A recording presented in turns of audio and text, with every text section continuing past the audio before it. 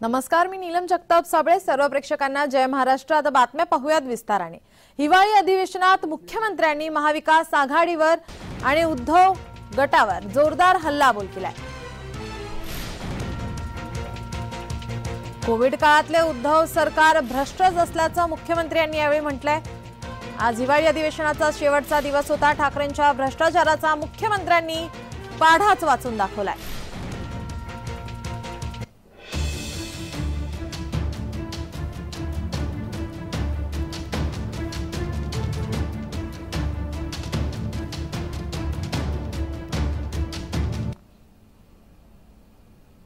काय म्हणाले मुख्यमंत्री पाहूयात ग्राफिक्सच्या माध्यमातून. ठाकरेंच्या भ्रष्टाचाराचा मुख्यमंत्र्यांनी पाढा वाचला. कोविड काळातले उद्धव सरकार भ्रष्टच. जिथे टेंडर तिथे सरेंडर. नाव न घेता उद्धव ठाकरेंवर आरोप करण्यात आले. आदित्य राजाच्या कृपेने वरुण राजाकडून टेंडरचा पाऊस. मुख्यमंत्री शिंदेंची आदित्य यांच्यावर टीका.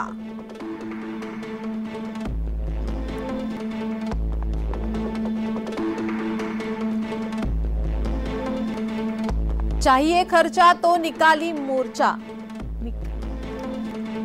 मुख्यमंत्र्यांची उद्धव गटाच्या धारावी मोर्चावर टीका करण्यात आली आहे.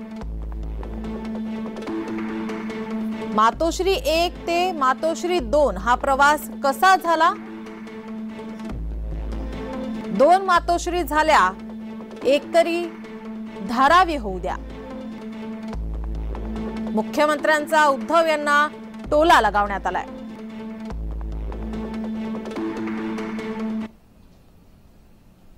अधिवेशनामध्ये मुख्यमंत्री काय म्हणाले पाहूयात. विरोधी पक्ष अतिशय गोंधळलेल्या अवस्थेमध्ये आहे. मी पहिल्या दिवशी देखील म्हणालो होतो, पहिल्या दिवशी देखील तुमची चहावर बहिष्कारच्या वेळेस ते पत्र आलं होतं, तेव्हाही वाचलं की आपला अवसान गळाले का काय, तो अवसान गळालं तेव्हाच म्हणालो मी. कदाचित वरिष्ठ नेते दिल्लीत लोकसभेच्या जागा वाटपामध्ये व्यग्र असल्यामुळे सगळेच जण महाविकास आघाडीचे कोविड काळात यांनी केलेला जो भ्रष्टाचार आहे, हा भ्रष्टाचार म्हणजे मैताच्या टाळूवरचं लोणी खाण्याचा प्रकार आहे. अमीनभाई, याच्यामध्ये खरं म्हणजे या भ्रष्टाचाराच्या सुरस कथा अरेबियन नाईट्स मधील कथांपेक्षाही अकल्पित आहेत, भारी आहेत. आणि कोविड मध्ये भ्रष्टाचाराच्या अनेक प्रकरणांना कॅग आणि ईडी आदी विविध यंत्रणांच्या माध्यमातून देखील वाचा फुटली होती. टेंडरचा पाऊस पडला आणि उत्तर प्रदेशातील हायवे कन्स्ट्रक्शन नावाची एक कंपनी या ठिकाणी अशी काही तळपली की स्वतःचे मुख्य काम सोडून रोमिंग पॉवर ऑफ एटर्नी देऊन इतर अवांतर कामात प्रचंड त्यांनी काम घेतलं. आदित्य राजाच्या कृपेने वरुण राजाने अक्षरशः टेंडरचा पाऊस पडला. आता ठीक आहे, तुम्हाला तुमची इच्छा आहे ते बोलून टाका. त्यांना फक्त पैशाशी मतलब आहे आणि म्हणतो मी, जिथे टेंडर तिथे सरेंडर.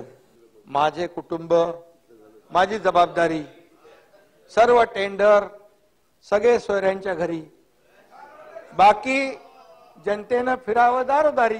काल्पनिक डॉक्टर, काल्पनिक रुग्ण, आरोग्य व्यवस्था चोख आहे असं भासून घरी बसणाऱ्यांनी देशात 1 नंबरचे सीएम आहोत असं सर्टिफिकेट देखील मिळालं. अरे घरी बसून 1 नंबर कसा होऊ शकतो दादा? नाही, तो नंबर उडून नव्हता, तो पाठून होता.